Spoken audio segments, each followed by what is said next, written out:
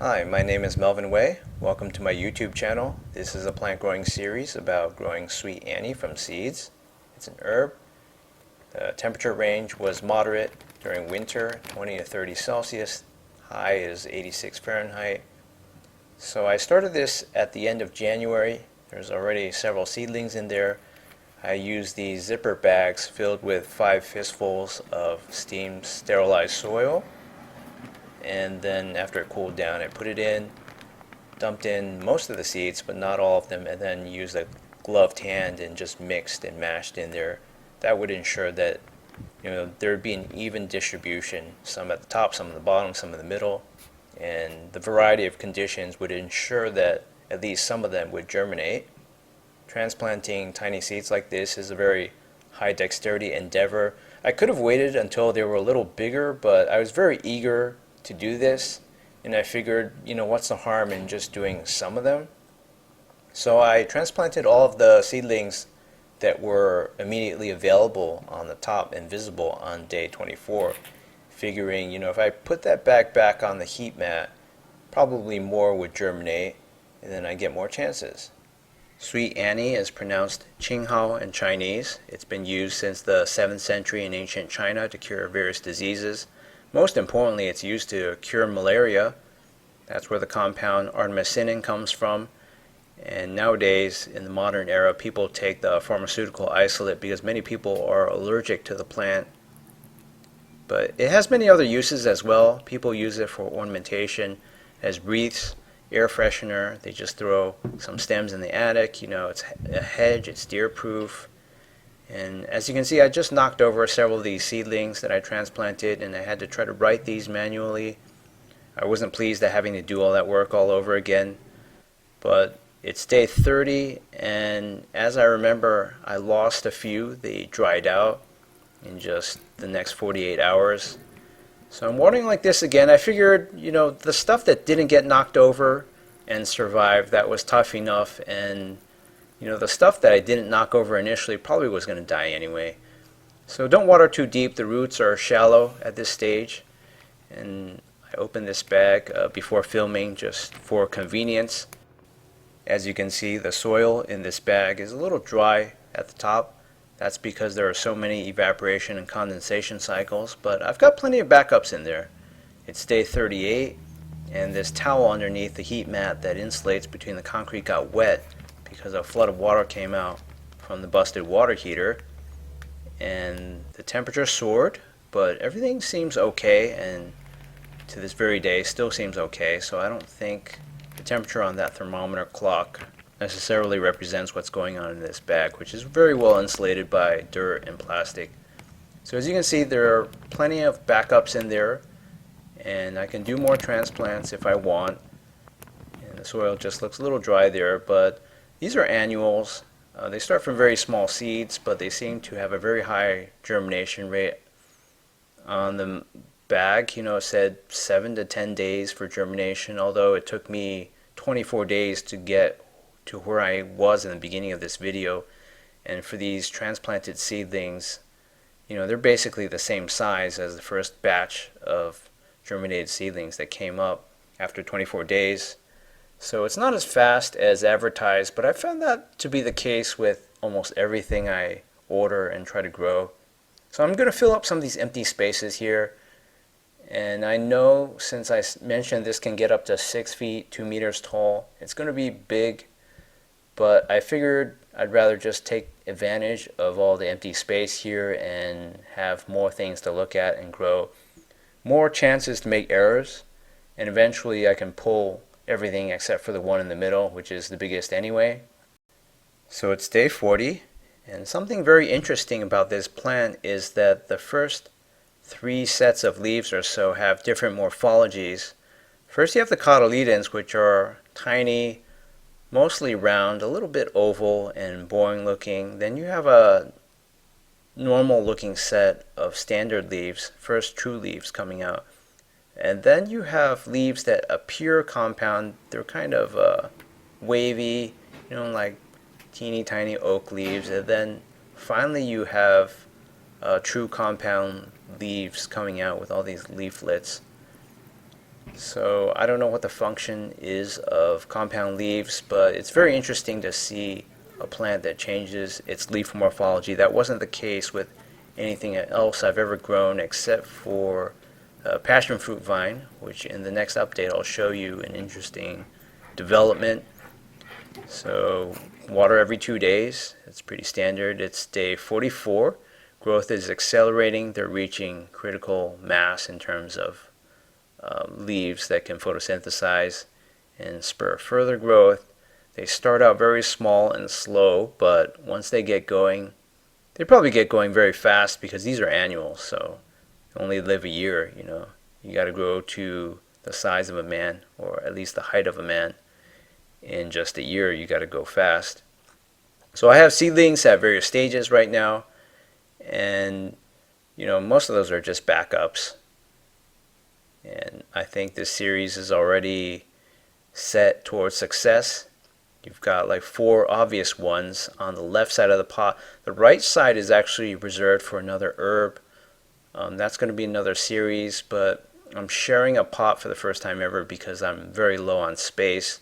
So I know there's a lot of requests in the comments for me to grow various things, and I just can't grow that many things because I live in an apartment. I have this balcony. It's very limiting, and just doing too many things at once would require a lot of work and a lot of pots and etc. Biggest factor is I just don't have space. So it's day 46, and there was a leaf tear that happened a few days ago because I was trying to pick off a wild seed that had landed on this, you know, one of those fuzzy dandelion type seed thingies, and you know, I pinched a leaf, but the tear didn't affect anything at all. I mean, it didn't rot around it. It didn't really even turn brown on the edge of the tear. So plants are really tough compared to animals in that respect. You know, they can deal with big wounds like that. So there are 4 main success stories here, and a bunch of backup seedlings are growing. You can see them, little dots of green in there. And the only reason those are surviving is because I'm watering a lot. The stems are kind of a reddish pink. And at this point, I thought I could keep watering and not knock anything over, which is the case for some of them, but because the foliage extends so far, once the crown gets all wet, it just kind of touches onto the soil, and I don't like that. Then I have to kind of gently flick them to set them free from the wet dirt. If leaves contact wet dirt for too long, then they don't get burned, but they seem to sort of die at the point of contact and just brown or yellow at that point. So I like to avoid that. And I can water a little deeper now. So it was very cold during the night for all those winter nights, but now it's approaching the end of winter, and it's getting up to 104 Fahrenheit, 40 Celsius, whatever, you know, on the thermometer clock, although, as I said before, I'm not sure the actual temperature is that high. So here is the Bountiful Gardens paper bag for the Sweet Annie Qinghao seeds. And I'm just manipulating this with one hand. It's got all the properties instructions written on that label. So the seeds were cheap. Yeah, I'd definitely recommend going with them. I've tried many different vendors, but I think most of the ones, you know, species that I tried in the past that didn't germinate, you know, perhaps some of the fault was with me and the methods I used. So as you can see, they come in this little waxy paper bag, and the seeds are infinitesimal. I mean, these are the tiniest seeds I've ever seen. So a lot of these like weedy annual things, herbs growing out in the wild, they have seeds like that. And that's why, you know, when I first got into plant growing 4 years ago, sometimes I'd go hiking and I'd look at various things that have flowered and have shriveled up dead flowers, and I'd look for seeds, and I think most of the time the seeds were akin to being this size. So it's definitely not grower friendly in that standard sense that, you know, if you tried to grow maybe an orange pit or a honeydew seed, you know, that's big and visible, easy to deal with, mango seed or whatever, although that has its own problems. So the soil is actually too dry, in this bag and in the other bags. I'll talk about that when I get to those series later on. And I'm going to do some transplants to fill up the remaining space and add some water in here later. But I think, we can just put it in an empty spot. We've got some real estate here at the bottom. And this is just for sort of entertainment purposes only. I don't know what to do with all those other backup seedlings. It seems like this series is on track to being a solid success. So I don't need to keep them, but never say never, because you never know what's going to happen. So I would just keep these around. I currently have space for that bag, at least, on the heat mat. And I'll just keep watering, and those little ones on the margins will continue to grow and serve as backups. So I added a little bit of water. The other two bags were actually drier. As I said, the bags aren't airtight.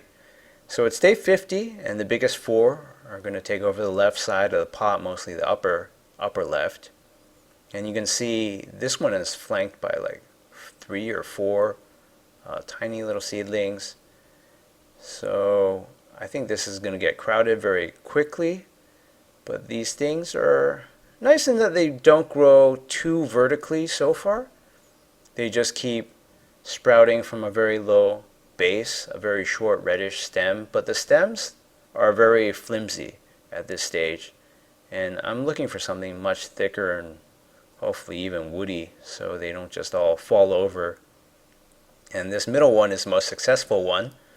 It's got ornate compound leaves compared to these early stage seedlings. Sweet Annie is said to have a fragrance that lasts for 100 years. That's a very powerful endorsement as an air freshener, in addition to all of its medicinal uses, such as being antibacterial, anti-fever, and curing digestive ailments, in addition to curing malaria of a certain kind at least. So it's a very versatile herb, and I'm going to post an update within a few weeks, and hopefully they'll be much bigger and better looking by then. So stay tuned to my channel. If you're watching this years later, everything will be in a playlist. Thanks for watching. Alright, welcome back. It's day 58. This is episode 2 of growing Sweet Annie, or Sweet Wormwood, from seeds. As you can see, this is a fast growing annual, and the pace is starting to pick up with the growth. I've got, I think, 4 plants that are significant in size, and a bunch of tiny little seedlings that are having a hard time taking off. I've noticed this is a common theme with many of my plants where I have multiple siblings, so to speak, growing in the same pot. The first mover always does the best, or maybe a few more than that, and then the rest just kind of stagnate. There must be some kind of root system competition, chemical warfare going on between the root systems. So as you can see, the compound leaflets are pretty ornate. They're nice looking. That leaf at the bottom, one of the earliest ones, that's like a pseudo compound leaf, that's got a little bit of dead spot. Same with this other one that we're looking at in the center. So I kind of expect that because they're close to the ground. When I water, that kind of tapes them down onto the wet soil, and leaves generally don't like that. My passion fruit vine experience, like a leaf tip touching the top of the potting mix wet all the time. Before it takes a few hours to dry out and pop back up again, it just dies in that spot. So that's kind of what it looks like. That's what it looks like that's going on. And, based on the growth rate of these things, I'm thinking I'm going to have to pull some of the other ones pretty soon. I'm going to do a watering again.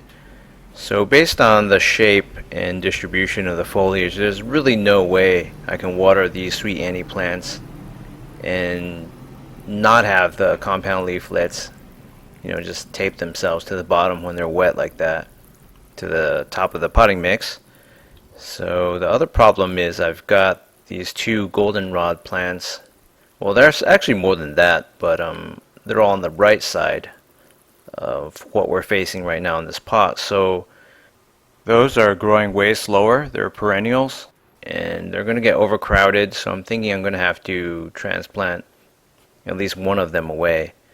and just keep the others as backups. So I can do that, but it's not really that effective, and it's going to get more tedious as time goes on, and these have more surface area, they have more extension, hence more leverage. So if you water and water droplets way down the tips, it's almost guaranteed that everything's just going to be pasted against the wet soil, which is usually pretty bad. And in the example of this one that I'm sorting out right now, it's actually two that are very closely overlapping. It's touching the edge of the pot. So that's definitely not a ideal setup, but we'll see how it goes after a while. It's day 65, and I'm fully realizing the error of planting two species in a pot. At first I was thinking I just don't have enough room, so I can conserve space by planting two plant series in one pot, and all of my bigger pots are about the same size in diameter. But as you can see, there's an explosion of plant bud growth, leaf primordia popping out from the very base. It's a very peculiar plant. I've never had anything like this, and just a huge explosion of compound leaflets. So it's really crowded up here towards the top, and I think the newer leaves will do fine because they'll extend beyond the edges of the pot, or they'll just be high up enough on the main stem to where even after watering they won't just all fall down from the weight of the water and get that kind of like leaf rot from contact with a wet surface. So it's time to water again, and as you can see, the foliage is starting to form a canopy that's going to overshadow eventually everything, all of the goldenrod seedlings, even on the other side of the pot, and certainly all of the sweet Annie, sweet wormwood seedlings that are flanking, which are hardly getting any bigger. So I think there's definitely some kind of root competition, chemical warfare going on between even plants of the same species. It seems very common. This has happened with my passion fruit seedlings too. So the late movers basically get no play, and they just stay stunted unless something happens to all the main players in the pot. So let's take a look inside this bag after dozens and dozens of evaporation, condensation cycles. This is no longer on a heat pad, but the soil looks all dry at top because I haven't added any water. So I think I'm going to get rid of that eventually. I don't really have a reason to keep it. So it's day 66. I've decided it's time for a cull, and I'm going to pull that out, give it a good shake, and show you what it looks like underground. It's basically what I expected. Like if you pull a dandelion or some kind of weedy annual, all the weedy annuals sort of have a long white taproot like that. You can see the foliage looks very nice. Somewhat reminds me of parsley. So I'm going to pull all these other ones. I'm just going to leave the central plant because it's in the best position, and due to that having the best position, it also is the most robust. And I'm filming with one hand. That makes it difficult to shake off all the dirt, but it's the same story over here. Two very closely growing specimens have a nice white taproot that goes down, a thick one, and the lateral secondary roots are just tiny. So it makes sense. I mean, if it's an annual plant, it's got to grow fast, and it doesn't need to have a super extensive root system, such as California grapevine or something that just fills up the entire pot and starts encircling the pot, because it's ready to go for several years ahead of it, not just for the current year. So here you can see a smaller specimen. It's mostly a taproot, and I probably won't pull everything. I'll leave some because the smaller players aren't very significant. They'll just be stunted in growth forever and get completely overshadowed and just can't develop due to lack of light and due to chemical competition from the main plant. So all the nutrients that are contained within these uprooted, soon to be ripped up seedlings came from the soil originally, aside from all the added mass from water and carbon dioxide from the atmosphere.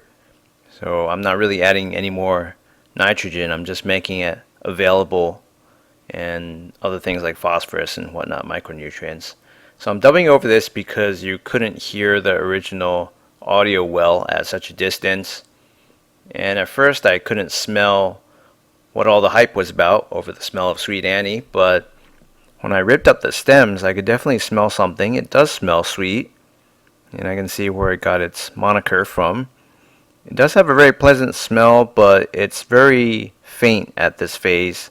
Maybe that'll change when the plant grows bigger, but so far it's not living up to the hype really. It's just pleasant but barely noticeable.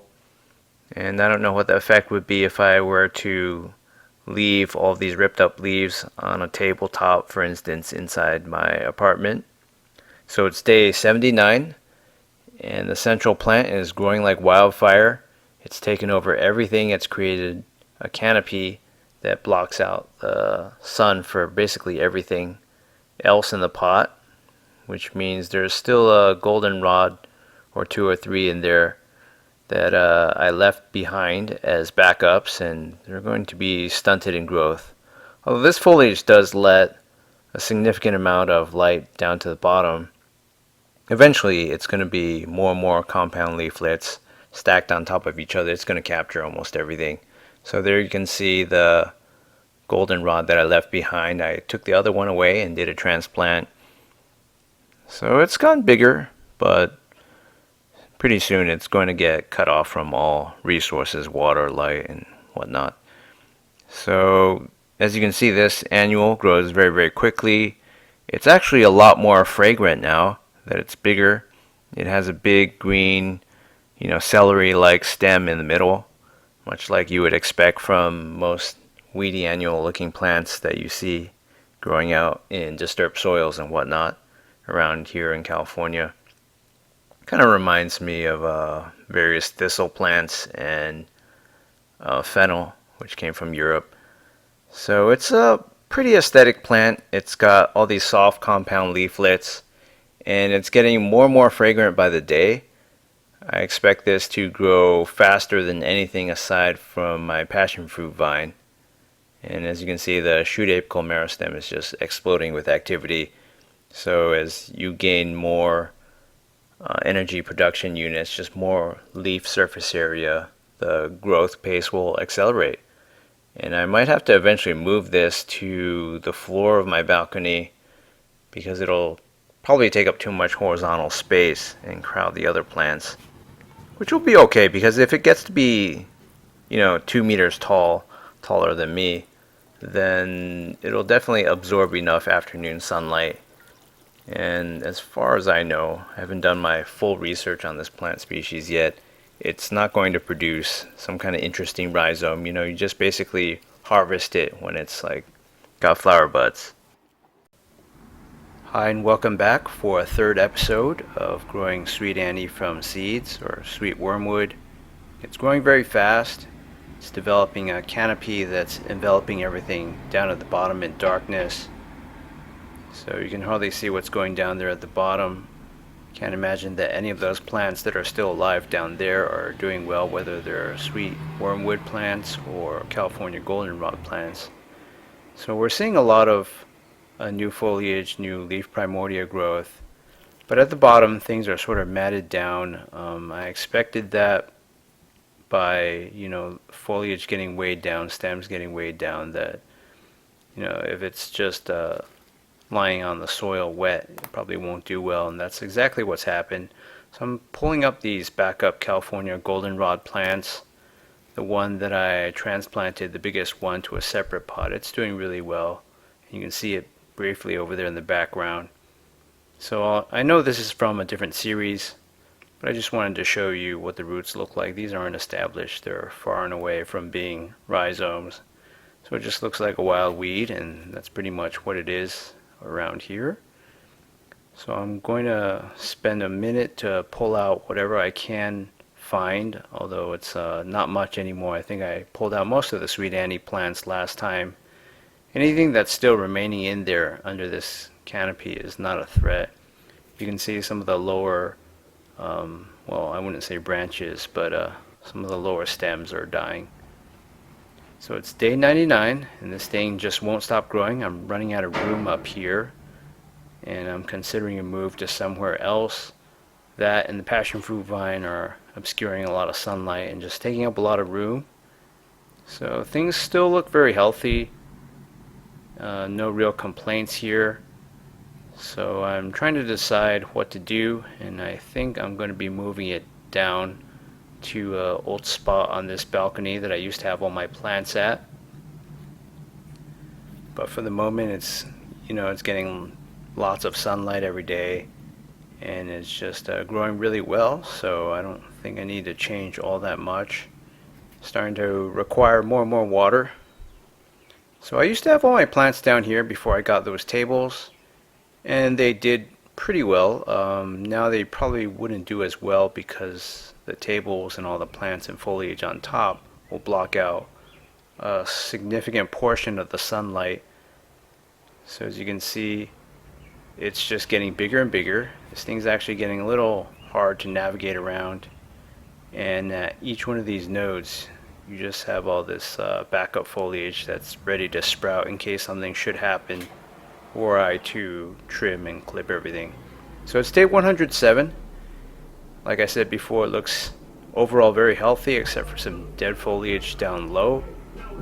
So for the time being, I don't really have to do that much. I decided at some point, it was probably around this point in the series, along with my other plans, to start using tap water, especially for this and my passion fruit vine, just because they use way too much water. I mean, the leaves on here are very small compared to the passion fruit vine, but as you can see, there's just so much surface area that evaporation is very considerable. This is an annual weed.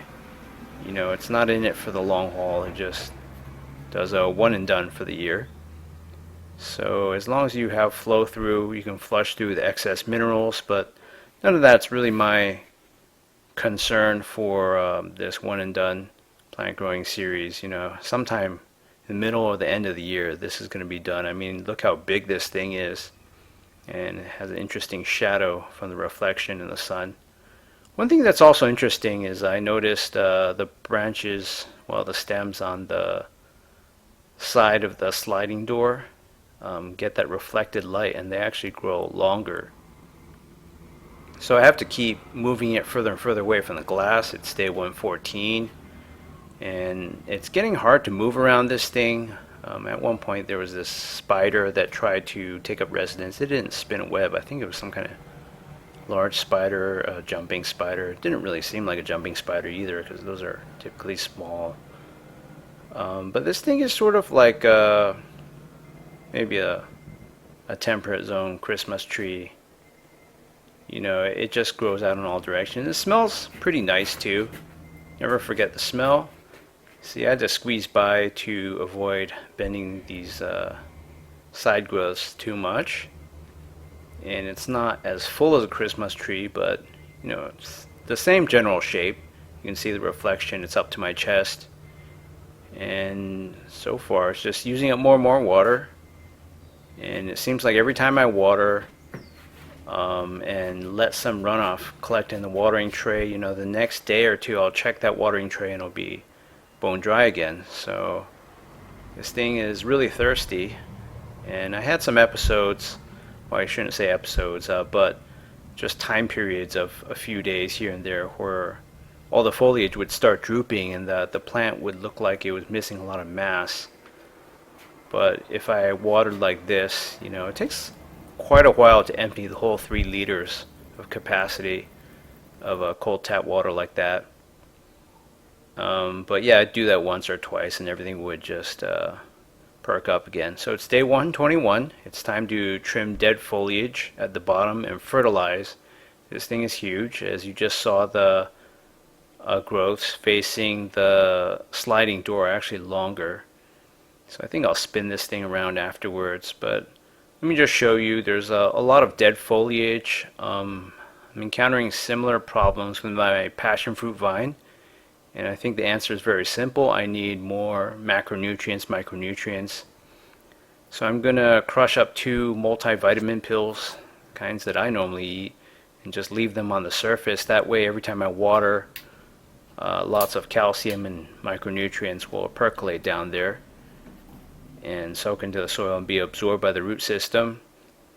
Normally I'd only do 1, but this thing's on a short timetable and it looks like it needs help badly right now. You can see all the graying, yellowing, dying foliage.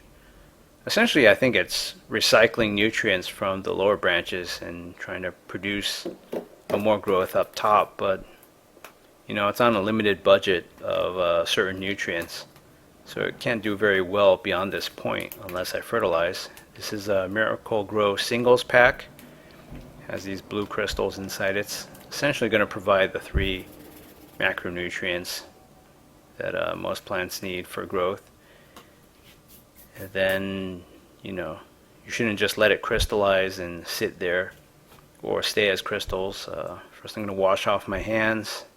There's always the concern that you have fertilizer that's too concentrated sitting in one spot or sitting on foliage, and that would cause burns, but I think I'm going to trim away most of that stuff anyways, so I'll just keep showering like this.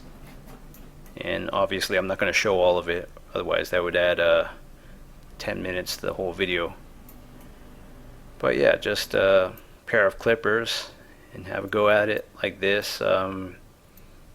Sometimes a little bit of that perfectionist side of me kicks in, and then if there's just 30% or 20% gray on one branch, I just want to get rid of the whole thing. So I started clipping away. I got a little clip happy here, and I think that'll really do wonders. I won't have all these things brushing my legs as I walk by, and I might even consider clipping the stuff at the top at some point, but I want this thing to have a lot of time to recover. So as you can see, after a lot more trimming, fertilized, I look forward to a lot of explosive growth in the next few days and weeks, and these branches should really fill out. Although I'm thinking about trimming the just the outside growths, just because they're getting too lateral, and that inhibits my movement on this balcony. So all that stuff you see down there, it's artificial leaf litter.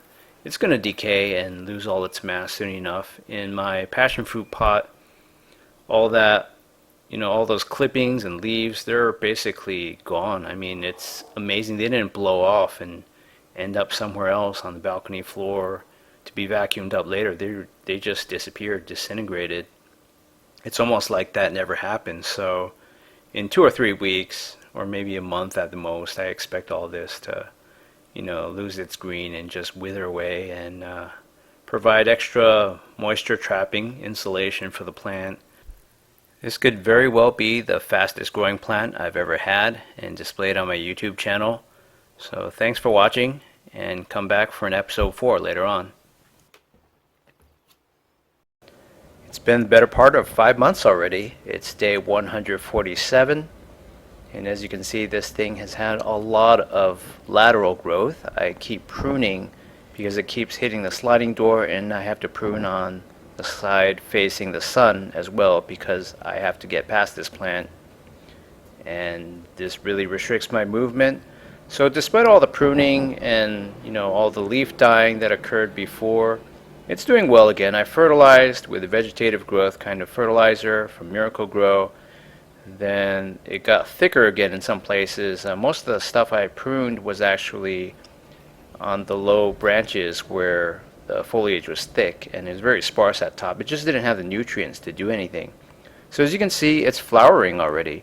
I hope the flowers get a lot bigger than this, but if they don't, I'm sure bees will be interested in visiting. It's amazing how they're able to find this. It's kind of out of sight, but I'm sure most of these pollen and nectar-seeking creatures, they have special vision for flowers, whether it's UV vision that makes it stand out more or whatnot. So this watering tray becomes bone dry every day.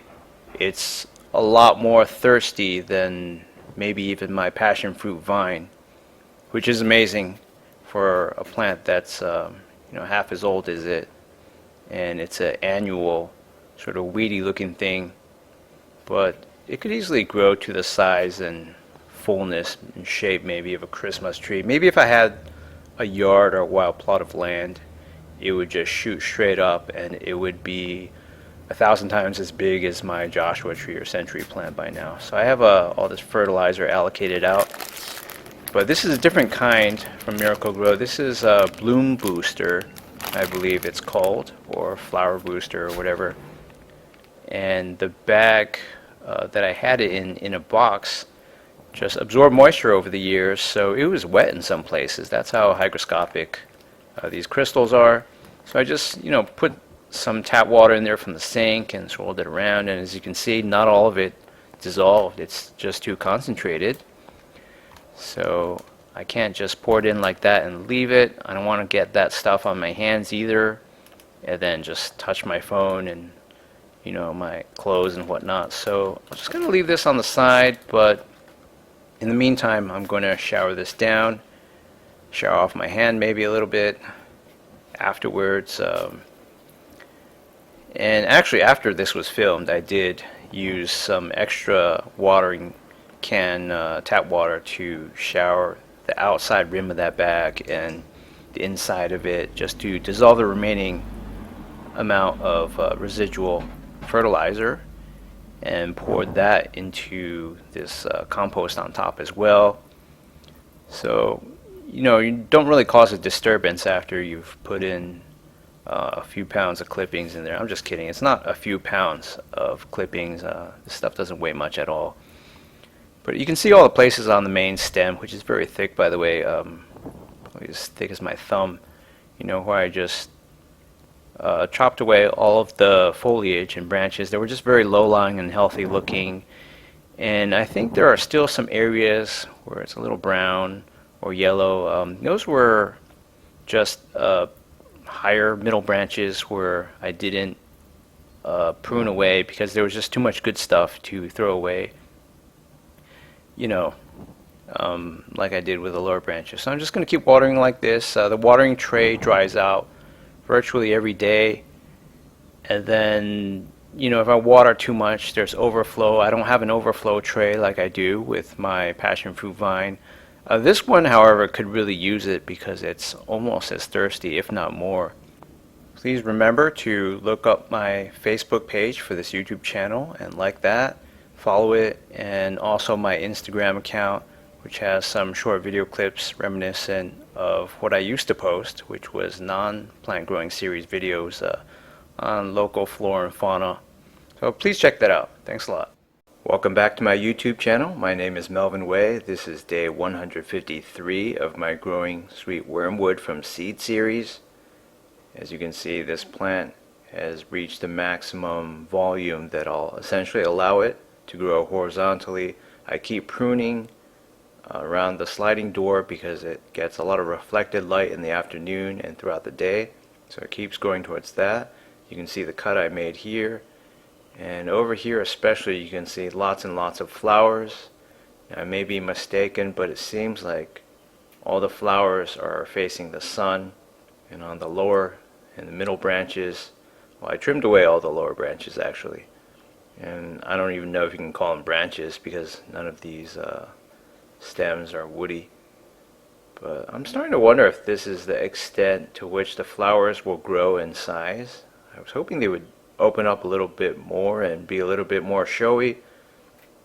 When I'm on the balcony, I don't see pollinators coming by, but I do see them sometimes, hovering in the distance. But bees and hummingbirds, they're afraid of me. They won't get too close. And I haven't seen a hummingbird for a few days actually. So I'm hoping that this thing will have a much more spectacular display of yellow flowers. But as you know, it's an annual sort of weedy plant. Maybe the flowers don't get bigger than that, and that's the extent. It'll just have 10,000 of those tiny little things, of which a human would have trouble examining the flower parts except under a microscope, but for an insect it suffices. The top of this plant is very sparse and it's curved a little bit. It's trying to get towards the sun. You can see the limitations of my balcony here. Only this middle mass gets a lot of sunlight and becomes very thick, so trimming away those lower branches isn't really a big loss. Those all grew when the plant was sitting on the wooden table above. So I've taken off the rubber shower cap here to pour water faster. Otherwise, I put sunscreen, come out here, and I have to stand here for like 3 to 5 minutes waiting for 3 liters of water to shower out of that. You can see the obvious advantage of having all these compost clippings on top. It prevents water from splashing the potting mix everywhere, but it still does a little bit of that on the sides. You can put more compost there later. Thanks for watching this episode, and please remember to check out my Facebook page for this channel. Look up Melvin Way's YouTube channel and my Instagram as well. Alright, it's day 163 of this Growing Sweet Annie from Seed series. I'm pretty sure this is going to be the penultimate episode due to, I think, 3 reasons. Number 1, there's not a lot of interest in this series, and it could take off in 6 to 18 months, as did some of my plant growing series in the past, or videos that just didn't get a lot of initial interest. But regardless of that fact, and whether it happens in the future or not, there's just not a lot more to show you. As I said a few episodes ago, I'd probably stop around the time at which these are harvested, which is when they develop flower buds, and that's mostly what this thing is. I've gone a little past that stage, and I don't have enough land to bring this to its full potential, in full sun with a yard or a wild piece of land. I'm pretty sure this thing would get to epic proportions within one growing season. It's an annual plant, so at some point, during the fall maybe, or approaching winter, it's just gonna shrivel up and die, I think. I'm pretty sure that's what all these annual plants will do. Not sure if there are annual plants that can go on for more than a season if conditions are right. One growing season, 1 year. So I'm using the Snapple bottle. It's got about a 2-liter capacity, and I'm just gonna pour on the tap water. It's too slow to just stand there with a watering can and shower gently for 10 minutes between this and my passion fruit. And after this, I'll use my showering can. So I think the third reason I'm going to discontinue this is it's just taking up too much space. Again, the passion fruit vine is taking up a lot of space, but I can keep flinging those offshoots off the rails, and it looks pretty from the outside, so there's no real problem. It's getting lots of sun. This is just very restricted, and it's also restricting my space. So to remove this would be a pretty big relief, actually, I'll admit. And although I don't have something immediately lined up, pretty soon I will. I threw a bunch of seeds in that failed mango seed pot, so that could happen in just 2 weeks. Then at least I'd have a lot of space to operate on this balcony. So you can see all these little black ants flooding out. These once infested my kitchen, although they're never in very great numbers. They just number like 10 or 20 here and there. I have no idea why they try to nest in there. It's just a tray that gets flooded with, fertilizer runoff every few days, sometimes every day or every other day.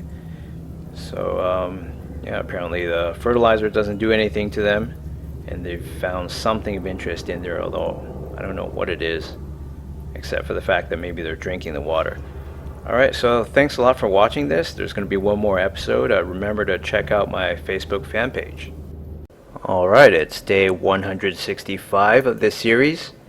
It's the finale, like I said it would be in my previous update, which was just 2 days ago.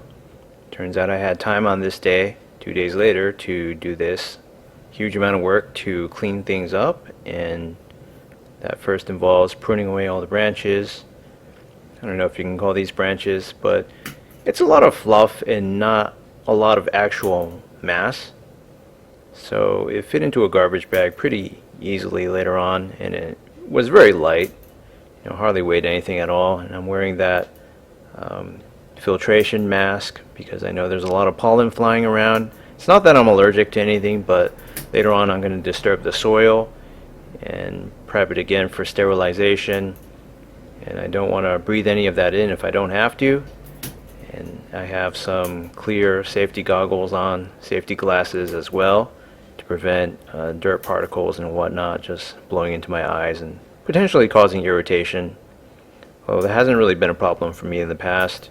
It pays to be on the safe side. So this thing smells very fragrant. I can smell it through my filtration mask, and my intuition was I was going to be able to grab this thing by the trunk, and with a few yanks everything would come out. That's exactly the way things played out. So as you can see, this root ball is pretty amazing, and it's easy to see how plants control and prevent erosion, because with a root ball like that in place, nothing is going to wash away pretty much. And you can see all the dead compost on top, that it's seen a drastic reduction in volume over the last few weeks. So I never got a satisfactory answer as to what all those ants were doing living in the bottom watering tray on day 163 that I flushed out with some flood watering, like 3+ liters. It's essentially fertilizer runoff down there, so I don't know what they would be looking for eating, but they've been scared away. This main stem is surprisingly thick and tough. I was able to cut it towards the middle, as you can see, with relative ease, but towards the bottom where it meets the roots are very woody, and I just couldn't make a clean cut with a leveraged cutting instrument. One thing that's amazing about this is every time I trimmed it, the intersection is almost snow white. So I would have expected milky sap to come forth, but it doesn't ooze any fluids from being injured, even grievously like that. So it's quite amazing how something that uses so much water and must need to transport so much water up and down its xylem and phloem doesn't lose any fluid when you keep chopping away at it like that. So the rest of this just involves the work I did to clean up afterwards and recover the potting mix from this root ball so I could reuse it. I'll have to wash out that pot with hot water, do the vacuuming and whatnot, and steam sterilize the potting mix before I use it again, since I saw some things that didn't resemble mites per se, but there were just these unidentified bugs and critters crawling around in the potting mix. So I'll have to add water to that and give it a good boil for 2 hours. On a hot plate, I pulled out all the thicker sections of woody roots. So thanks a lot for watching this plant growing series. I'm sure to have a lot more new material in the future. Stay tuned to my channel on YouTube, Melvin Way's YouTube channel.